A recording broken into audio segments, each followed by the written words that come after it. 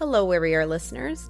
If you're a longtime fan of this podcast or you're just joining us for the first time today, we want to tell you more about our podcast platform called Spotify for Podcasters. We've been using this platform for over a year, and it's been easy to use, and new features are added all the time. You can record and edit podcasts from your phone or computer. You don't need anything fancy, and you don't need previous podcast experience. When you hit publish, you will distribute your podcast to Spotify and everywhere else podcasts are heard.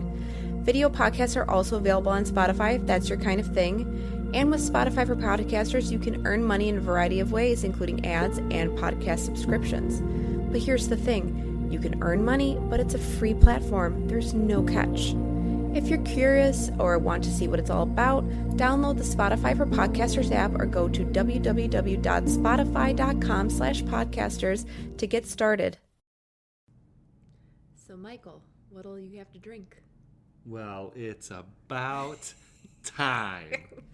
Neglected. About time someone asked me, and I'll have a glass of Tremonti Pignoletto. Thank you very much. So specific, but we can make that happen.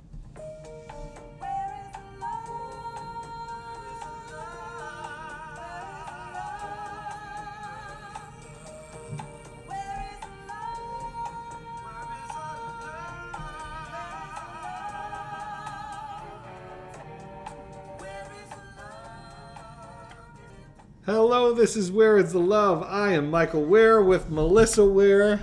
How are you doing? You just took my I'm Melissa Ware away from me. So I did.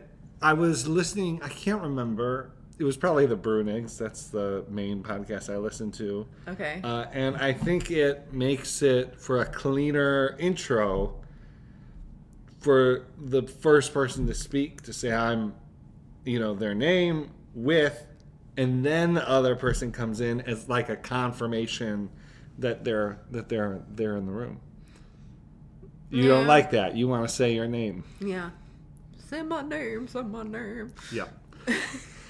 All right. Well, that'll be the last time we do that. This is exactly what I get for once. I'm asked what I want to drink, and then it all goes downhill from there. Well, I think you're like, oh, this is my moment to shine. Got a drink in my hand, and now I'm taking your intro. Yeah, for real. Okay. Yeah. Well, it is good this week. Yeah, it is good to be talking with you. Yeah. Am I allowed to talk about what we're talking about this week? Well, are you? First, I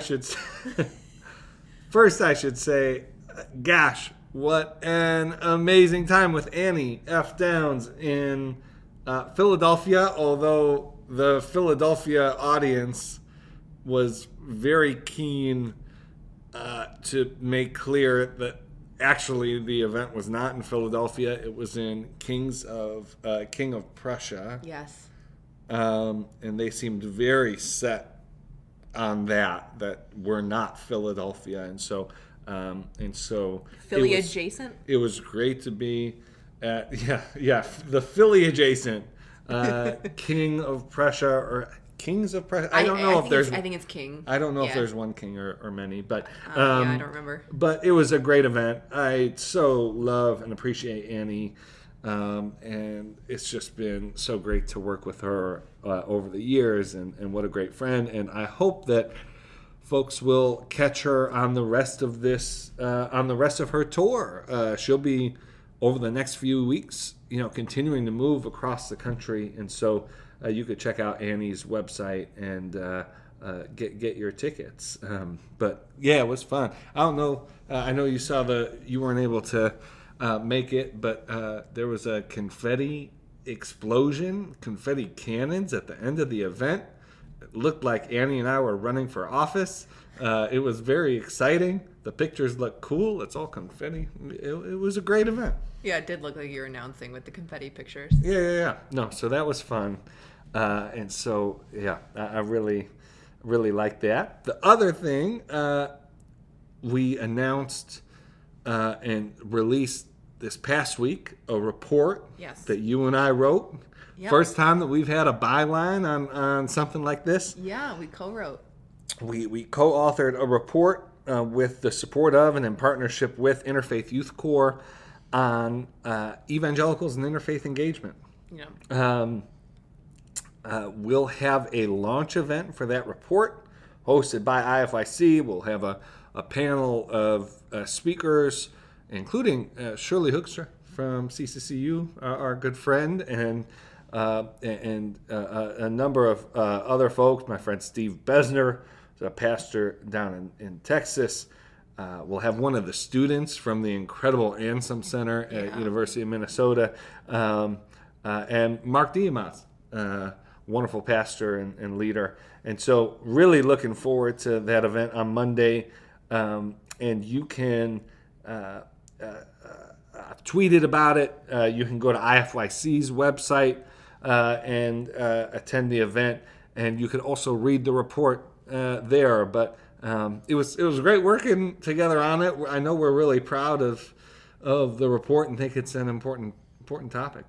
Yeah, I think it's a really good contribution to interfaith engagement right now at this point, especially where we are in the U.S., and to not count out evangelicals when you're trying to do this kind of important work. Yeah, no, that's good. So hope folks will check that out and hope it might be of some use to you. We really intended for the report to serve the church and also civic leaders who might, find themselves banging their head against the wall, wondering why evangelicals aren't participating in interfaith engagement work that they're putting on. And one of the potential answers is that it might be their fault. That there are actually some barriers that civic leaders, those pulling together interfaith engagement work, put up that make it less likely that evangelicals will participate. And so hope you'll read the report and that it will help facilitate more interfaith collaboration for the common good around the country. Melissa, we have a couple things we wanted to discuss. That's right. On the show today. This will be our second topic, but oh my goodness, an incredible cover story for the New York Times Magazine on anti-ambition and sort of the future of work. New York Times Magazine has a full issue this Sunday on the future of work. This is the lead essay. We both really thought the world of it and can't wait to discuss it. But before we do that, I want to talk about something that leaked over the weekend, and that is a DCCC poll. The DCCC is the Democratic Congressional Campaign Committee, basically a committee that's responsible for promoting the election of Democrats in the House. So there's a DSCC, the Senatorial Campaign Committee. The DCCC does the House. Republicans have the same sort of structure on their side. But over the last week, a poll was released, or rather, Politico obtained the poll and reported on it.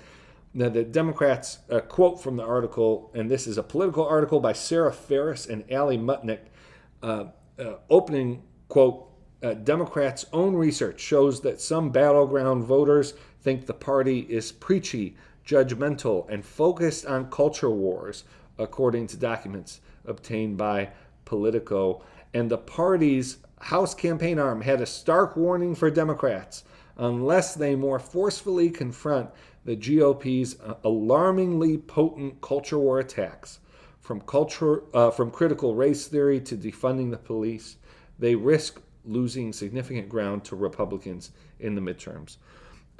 Melissa, the approach in this memo that was generated with the support of the DCCC has recommendations that will not be uncommon to listeners of the show, to readers of our Substack, and you could subscribe to that at reclaiminghope.substack.com, and it's not foreign to our conversations. The DCCC is, and this is another quote from the article, recommending a new strategy to endangered members and their teams, which is that they can't simply ignore the attacks, particularly when they're playing at a disadvantage. The data showed that Democrats could mostly regain the ground lost to Republicans if they offered a strong rebuttal to the political hits. And so Republicans, their lead on the generic ballot, which basically means it's not tied to candidates. It's just, would you vote for the Republican or for the Democrat in these congressional districts? The Republican lead on the generic ballot balloons to 14 points from 4 points when sort of Republican attacks are introduced to voters. But when voters heard a Democratic response, the Republicans' edge narrowed back down to 6 points. So in other words, when the attacks received a rebuttal, it only responded to a sort of a 2-point increase in Republican support as opposed to a 10-point. I mean, so obviously I have a lot of thoughts. We talked about this during the McAuliffe race, which is, so I think I want to make a few points. One, this is not a new strategy. This is the strategy that Democrats take when they're out of power or when they fear they're going to be out of power. And then when they win elections, they forget that this is the kind of approach that got them there. Yep. And we do the same cycle over and over and over again. They win, then they start to build up the narrative that the country is like inevitably and always on their side, like they won not only the previous arguments, but sort of Democrats have won the arguments for the future and therefore can like press forward without really paying attention to Republicans or voters who aren't with them. It's sort of like we can transform the country with just the support that we have because we won an election or two. And then they lose, and then all of a sudden it's we need to listen. We need to do a listening tour. We need to, we weren't attentive to sort of the issues that matter most to voters. So that's the first thing. I think the second thing I just want to point out, which is it's so important not to impose your perception of what Republicans and Democrats are, particularly if that perception is due to your Twitter consumption or to your highly sort of dialed in reading and media consumption. Really important not to impose that conception on voters broadly. I think this was what happened in Virginia, which is Democrats thought that if they just framed Youngkin as being concerned about one thing, then voters would or if they framed Youngkin as sort of being one way or supporting one set of ideas or having one priority, that's how voters would perceive it. And they learned, voters are actually not hearing it that way. Voters do not hear parents' involvement in education and only hear or even primarily hear about sort of banning any discussion of racial injustice. They're thinking, hey, I'd like to know what my kids are learning in school, and it often seems like that process is made to be more difficult than it needs to be.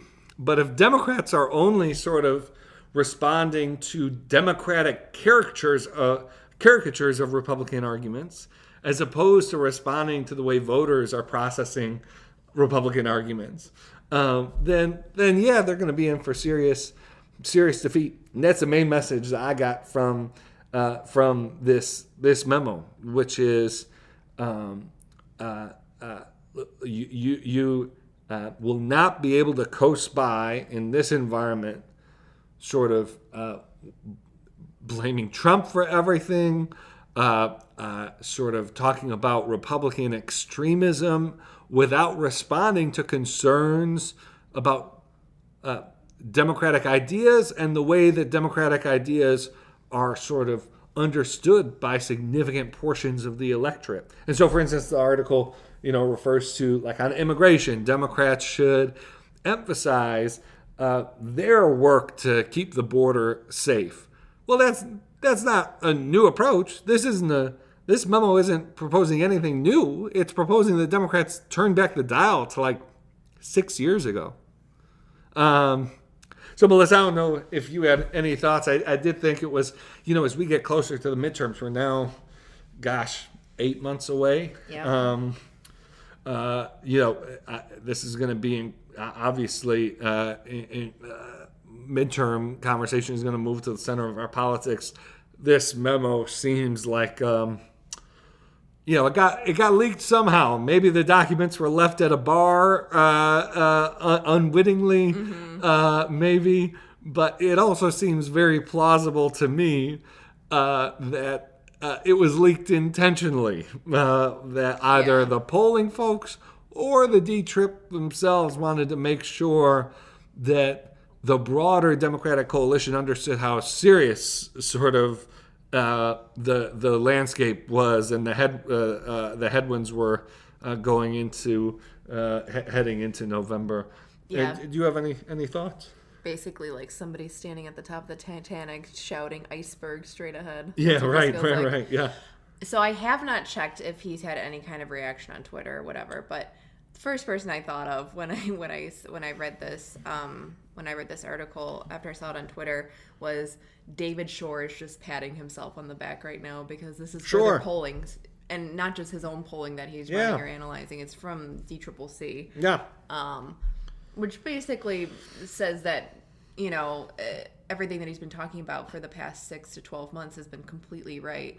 About 3 months ago, Ezra Klein interviewed David Shore, and we featured it in the top 5, I think. I'm nearly certain we featured it in the top 5. Yeah. So I'll go back and find that article and put it in the show notes. But he was the first person I thought of when I read these stats. And also, just to be clear, with this polling, in terms of the voters who were not only most swayable, but the ones who sort of had the more negative reactions or the ones who would say, like, the Democrats are only talking about culture war issues, etc. It's center-left, independents, and Hispanic voters. I might be forgetting one other category. But that's really interesting, too. And when I saw Hispanic voters, it also made me think about, we're yet again, starting to see the spate of think pieces on the Latino voter, the Hispanic vote, and how do you break it down, and how do you actually work it out, and how do you actually attract voters who don't vote in a way that you think that they would, which is basically like the underlying, like, reading between the lines sort of like thought process that seems to be happening a lot amongst Democrats. I remember back in the 2020 campaign, you had said that you thought that of all the candidates, of all the people, that Senator Bernie Sanders seemed to have, like, the best handle on Hispanic voters. But I forget why. Well, so it was principally, I was thinking at the level of organization. I thought that in 2020, his campaign did a great job relative to the rest of the field on being on the ground, being in tune with individual sort of Hispanic communities. I think that showed up in states like Nevada and some other places. It's one of the reasons why he was such a challenge for Joe Biden, why he was the last, alternative standing. And, it's because Bernie he ran a bit of a different campaign in 2020. He tried to broaden his appeal to some of the establishment sort of Democratic, activist groups where he often hasn't performed that well. But core to Bernie has always been economic issues and building sort of a broad working class coalition. And look, this is the debate that we're going to have in the Democratic Party for a long time. It's a debate that is roiling the party. Something that we're seeing in San Francisco with these school board seats.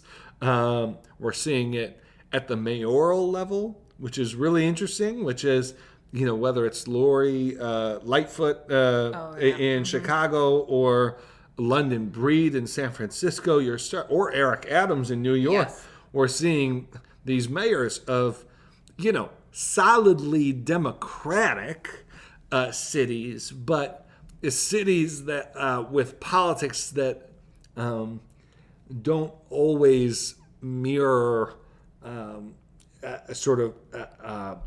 beltway sort of activist groups. And, I think those are going to be tensions moving forward.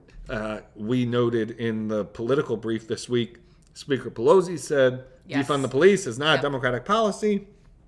But Cori Bush was out saying just the opposite. And we're Cori Bush being a Democratic member from Missouri. And, these are the challenges of having a coalitional party. And we, Democrats, expose and try to attack Republicans based on divisions they have. And Democrats are going to offer up some real opportunity for Republicans to get a wedge in the party. I mean, those three groups you listed from the article, center-left, the GOP hits are most effective with center-left voters, independents, and Hispanic voters. Those are three pretty big, they're pretty significant constituencies. Yeah. Pretty critical. And if you don't find a way to hold on there, you're in for a really serious... A shellacking.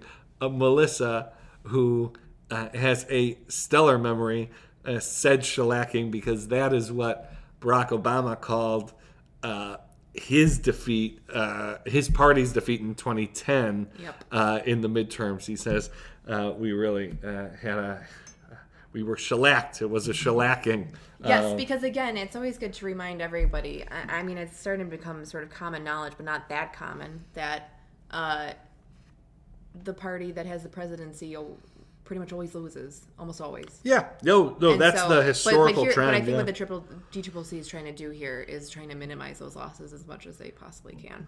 Absolutely. So that Joe Biden can still get his agenda done. No, I think that's exactly right.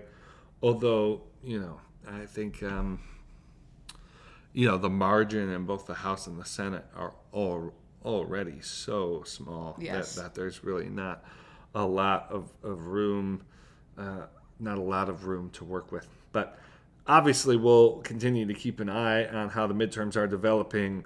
It'll be interesting to see, and obviously, like we noted with Speaker Pelosi's comments, and it'll be interesting to see what moves the party makes as we get closer to the midterms to try and look. Here's the critical thing. I'm going to let you all in on a secret to the culture war battles that has been true basically since 2006, which is the party that is viewed as the aggressor is the party that loses.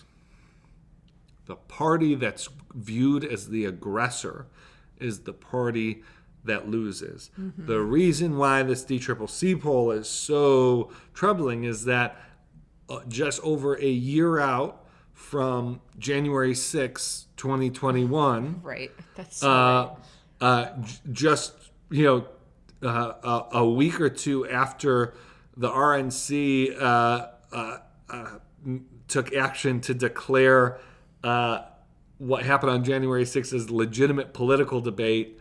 Just go down the line. Marjorie Taylor Greene, Donald Trump's rallies, and the way that he continues to provoke sort of culture war debates on his side. The fact that you have center-left voters, you have Hispanic voters who are concerned that Democrats are too focused on culture war issues, that Democrats are the aggressors in the culture war. That does not bode. That does not bode well at all. It is That is not something that should be happening. But there are legitimate reasons for it, and Democrats ought to be attentive to those causes and the role that they've played in contributing to them. Melissa, let's move to this incredible. I just thought it was so well, especially the open. I wanted to just keep reading. So if anything, I was a little let down by the end, just because it's like, you just felt like it could go. Like it had more legs. But why don't you sort of introduce this article and what you thought about it, and then I have a couple questions for you about it. Right. So the article in the top 5 this week that we really wanted to discuss is this New York Times article. It's by Noreen Malone.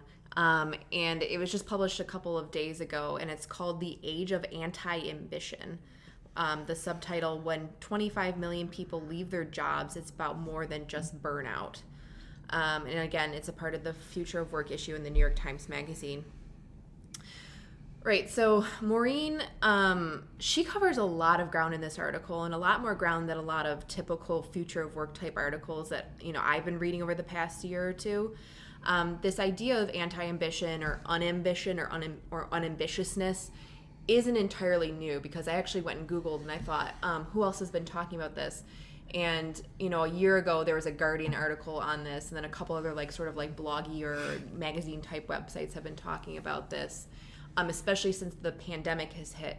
And Maureen talks about how, because people are working from home, there's kind of a veil that's being lifted, at least for the office set of workers. Or, she also brings in class a bit into it, which is also why I love how this article is so nuanced. She calls them white collar workers, and that's deliberate for a reason, where working from home is lifting up the veil, where they're saying that the happiness index in the general social survey for Americans since the pandemic has hit, the happiness of Americans across the board has just plummeted. Despite the fact that, people are commuting less, and people are spending less money, and people have more, economic power, because, they are spending less money on food out, their commute, et cetera, et cetera. But why are Americans so unhappy? Why are 25 million Americans suddenly resigning? Especially it could be as a response to, a movement like girl bossing of, she calls it the Obama era of 2007 to 2015. And then she cites, 2016 happens with the Trump years, and something sort of switched there as well. So there's a lot of different factors that she presents in this article as to why suddenly there's this, what a lot of people in the media are calling the Great Resignation. Why are suddenly people saying, is work my main identity? Is it my only real identity?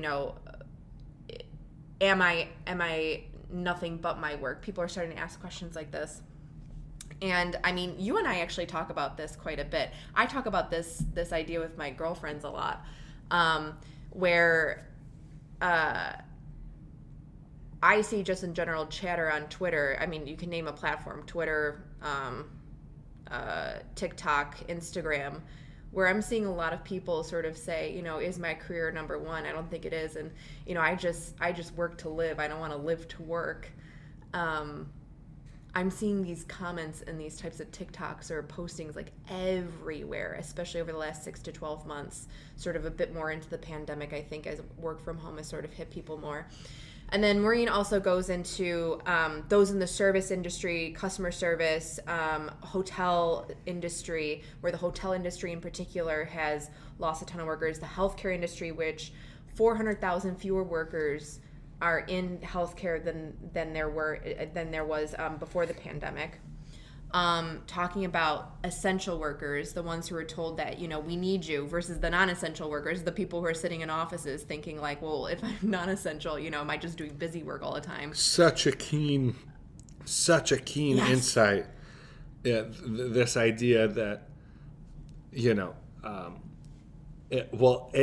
she sort of taps in on the, potential. She wonders about the cynicism of, is essential and non-essential basically euphemisms for expendable and non-expendable. Yes.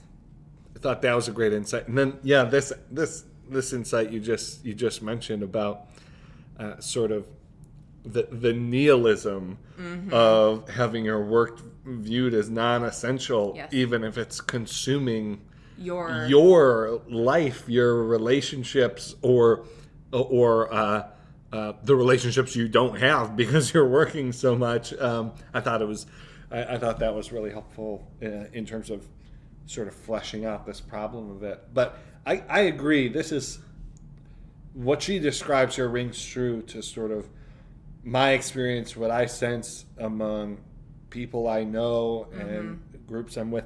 I was interested, Melissa.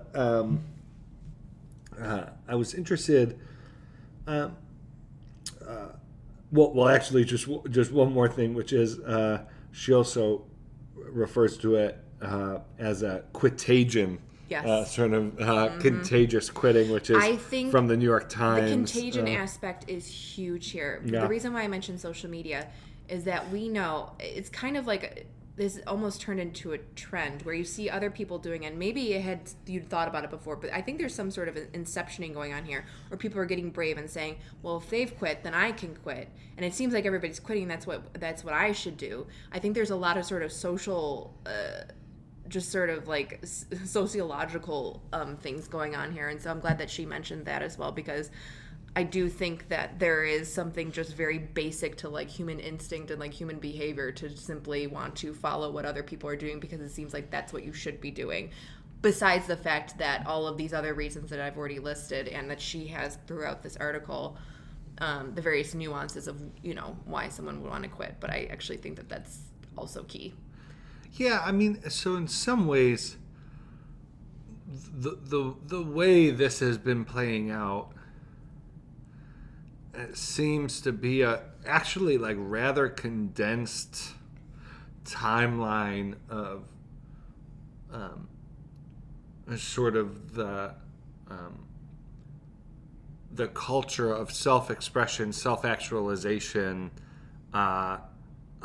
sort of working itself out. I mean, so she defines this sort of era of optimism as basically being like less than a decade. Yeah. And this idea of, and obviously this is longer than a decade old, but sort of an expanding workforce, more women entering the workforce, and all the potential there. You already mentioned sort of the girl bossing sort of rhetoric, sort of this idea that leaning in.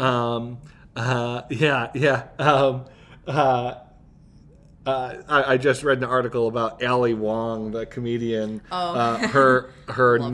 She has a new stand-up special, but the article quoted one of her old specials where she jokes, everyone's telling me that I need to lean in. I just want to lie down. And I just think that's where we are now, which is like actually working work, especially so this is an interesting thing. Work, especially in an institution, but I think there's an aspect of work generally that if your aim is to sort of pursue sort of an independent acclaim, sort of independent identity validation and expression, work is going to offer a whole range of obstacles to that. Again, particularly when you're in an institution, but then even, so I think we're seeing one of the reasons why we see an explosion of entrepreneurship, but also among young people in particular, this idea of like, I'm going to be an influencer, like a social media, like part of that is like, I'm going to work on my terms. Yes. And I'm going to get paid for being me. Yes. But then people who do that come to understand, I'm actually not being me. I'm actually responding to what people like about aspects of me. And I'm having to make that all of me. And so I just think that's, I think those are really interesting dynamics. They I think this exposes the futility of some of the big promises about identity and sort of self-actualization that our culture offers, and that's good for companies. So one thing, and that these companies need. So right, it's the author of this essay points out, talks about the rising discontent at work, and then has this really incredible paragraph. I had not heard of this. She writes, "Things get weird when employers try to address this discontent. Amazon's warehouse workers have, for the past year, been asked to participate in a wellness program aimed at reducing on-the-job injuries. The company recently came under fire for the reporting that some of its drivers are pushed so hard to perform that they've taken to urinating in bottles, and warehouse employees, for whom every move is tracked, live in fear of being fired for working too slowly. But now, for those warehouse workers, Amazon has introduced a program called Amazon. Employees can visit Amazon stations and watch short videos featuring easy-to-follow well-being activities, including guided meditations and positive affirmations. It's self-care with a dystopian bent, in which the solution for blue-collar job burnout is screen time." Yeah. Like, wow. Yeah, I mean, I'm not surprised that, the pandemic sort of has accelerated a lot of these sort of paradoxes that I think people are just sort of figuring out. Basically, when I was reading this article, I thought, you know what this makes me think of? This makes me think of the movie The Truman Show. Yeah, sure. Where it seems like everybody's Truman in this sense. Not everybody, obviously, because she does mention at the end of the article that some people are actually really happy with their work and still find fulfillment out of it and are, girl bossing their way up, et cetera, et cetera. Yeah. But it seems like a lot of people are Truman, and they're figuring out, like, I'm kind of in this fishbowl. The veil has been lifted, and actually things aren't as great as I was taught or as I was told throughout my life growing up, that if you do A, B, and C, then you will be happy. Right. So a lot of this is around the for me, reading through the lines, a lot of this is around the definition of happiness. Yes. And sense of fulfillment. And Absolutely. how do we achieve that fulfillment? Because you see it all the time. People think this pinnacle, this thing on the hill is what I need in order to finally feel happy or fulfilled. And a lot of times when people finally get there, because a lot of times the way you get there is usually pretty crooked, or, maybe... It involves a lot of compromises and sacrifice. A lot of compromises and sacrifices where...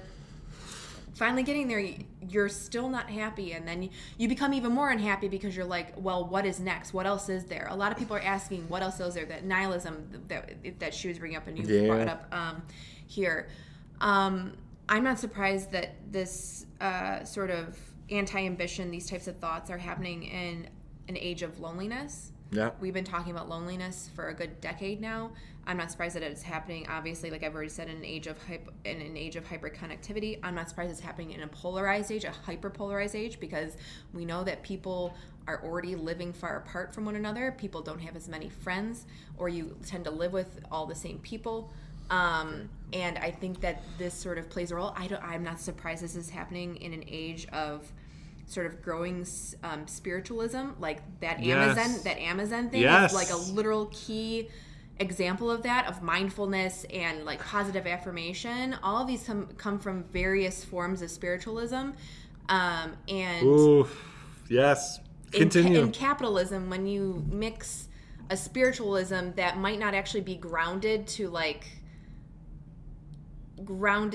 something real and ultimate, plus capitalism placed on top of that, or late stage capitalism really placed on top of that, you get people who again feel like Truman, and you get handed this, you should go sit in the pod for an Amazon session, and you kind of feel like, what is the point? I feel 10 times more depressed by being told I need to go in there after I'm being watched by Big Brother every 10 seconds if I'm filling up a box fast enough for somebody who ordered a cat licker off of Amazon. Yes. Like, none of this is surprising to me. Yes. Oh, goodness. Yeah, I mean, that's like 4 episodes right there, Melissa. I think you're spot on. And I think also in an age of people are sort of discussing, I mean, you've already brought up identity, but what comes with identity most of the time is where do I belong and a sense of belonging. And again, if it's not moored to anything real, you're just constantly swimming in like the Mariana Trench of the Atlantic. Right. So if you're told, you'll find belonging as a member of the Amazon family. We're a family here. Which and Google, you can sleep here. You can play ping pong here. This is where you belong. But that's all a corporate gimmick. Yes. That's all HR. That's all worker retainment. That's not actual community. That's not actual. It's not able to live up to what it's promising. What I thought of when I heard about the meditation and words of self-affirmations is there was a New York Times story we loved and thought was really important. Maybe now it's a couple years old. We included in the Substack about schools, exclusive schools that were tech-free. Yep. So this was a New York Times story. We'll try and look it up and include it in the notes. But New York Times story about how, just at the time where poor school districts are getting foundation money and issuing press releases about the fact that they were gifted iPads for all their students, and now their students are going to have access to all this technology that has kept them from sort of keeping pace with wealthier school districts and those in wealthier zip codes. The wealthy zip codes and the wealthy school districts are going tech free because their students are just absolutely foundering with all of the pressures, distractions, mental health issues that come from constant access to screens and digital communication. And I thought of that when I thought of this meditation, self-affirmation to blue-collar workers kind of thing, which is it is sort of giving to the masses this sort of counterfeit good that actually does more to sort of like promote the interests of the well-off than it does to actually provide real support to folks who need it. That's just really one really of the things that interesting. I wish, and again, she only had a New York Times article to whatever it is, like honestly it was longer than usual, but it is a magazine piece. But the class issues that go into this, it's something that I would read a whole other chapter specifically from her on that. There's so much more in this article. I think we should, but she compared sort of the Mad Men sort of approach to work with the Succession approach to work. So this article is definitely worth reading. We hope you'll check it out and let us know what you think about it. Does this jive with your thoughts? I mean, one thing we didn't discuss on this episode is sort of the faith and work movement and what all of the development around sort of a Christian approach to work might offer in this moment. My spoiler alert, I think a lot more than meditation and words of affirmation. But yeah, it's a great article. Hope to have a conversation with all of you about it. But Melissa, I was thinking. You asked me what I want to drink, and I had a specific answer, but we didn't talk about it. And this is a glass of Pignoletto that I found at a wine store close by. Yeah. From Tremonti. Yes. Tremonti is a vineyard in just outside of Imola. Yes. Which Imola. is right. in Emilia Romagna. Melissa and I had the great pleasure of meeting David, Yes. who's one of the owners of the vineyard. we actually found this vineyard because it is one that Anthony Bourdain went to in like one of the early episodes of like his Travel Channel show. Because Emilia-Romagna is looked down on when it comes to wine. Emilia-Romagna is more known as the food region, the best food region, and I completely agree with that. But it's not really a wine region. But vineyards like Tremonti are producing wonderful wines, because I'm just not a wine person, but I will drink a Tremonti wine. Yeah, no, it's great. So it makes me think of a lot of wonderful times that we had, and those visiting rolling a million hills. Yeah, no, for sure, and can't wait to get back. Well, hey, folks, it was wonderful talking with you again this week. Do check out that IFIC report, and you'll hear about that more throughout the week. If you subscribe to the Substack, you already have the report in your inbox, just like you'll get this episode directly in your inbox. You could sign up at reclaiminghope.substack.com. And would also, again, ask you to leave a review of the podcast on iTunes, Spotify, wherever you listen. We want to hear from you, and it will help with the algorithm or whatever. Melissa, any final words? We're going to go play Roller Coaster Tycoon. Okay, so Melissa was so excited to learn. Beyond excited. That I found Roller Coaster Tycoon, or like a Roller Coaster Tycoon kind of game. And so, yeah, we've been doing that like for the last couple of nights because you grew up on it, right? I played that game so much. I knew all the cheat codes. So I'd get unlimited money and just create just giant parks. I loved that it was a computer game. But now we're playing it on the PS whatever it is. Yeah, exactly. And no, it's fun, and it's fun playing a game where you're like talking to me like I'm an idiot because you already like have your strategies down. Like you're like, you should have seen me coaching Michael through building a roller coaster last night. Yeah, no. It was good. I could use a firm hand every now and then. All right, folks. This has been Where's the Love? It's right here. It's always good to be doing this episode, doing this podcast, having this conversation with you. We'll talk to you next week. Bye.